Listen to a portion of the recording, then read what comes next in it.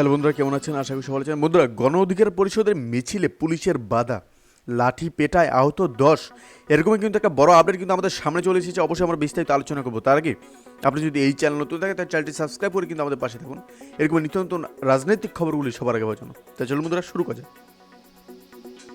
গণ অধিকার পরিষদের কালো পতাকা মিছিলে বাধা দিয়েছে কিন্তু পুলিশ। এ সময় উভয় পক্ষের মধ্যে ধস্তাধস্তি হয়, এমনকি পুলিশের লাঠি পেটায় 10 জন আহত হয়েছে বলে দাবি করেছে দলটি। পরে মিছিল না করে একটি সংক্ষিপ্ত সমাবেশ করেন গণ অধিকার পরিষদের নেতাকর্মীরা।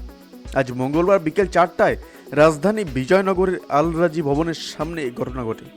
7ই জানুয়ারি একতরফা নির্বাচনের ডামি সংসদের অধিবেশনের প্রতিবাদে আজ সংসদ অভিমুখে কালো পতাকা মিছিল কর্মসূচি গণ অধিকার পরিষদে কিন্তু কর্মসূচি ছিল।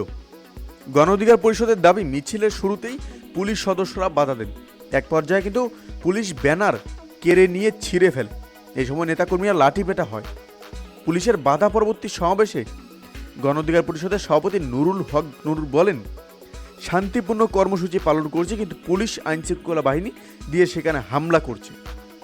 পরিষদের পক্ষ থেকে জানানো হয়েছে, পুলিশের লাঠি পেটায় পরিষদের সাধারণ সম্পাদক রাশেদ খান, উচ্চতর পরিষদের সদস্য আবু হানিফ, শাকিল উজ্জামান এবং অন্যান্য প্রমুখরা কিন্তু সেখানে উপস্থিত ছিলেন।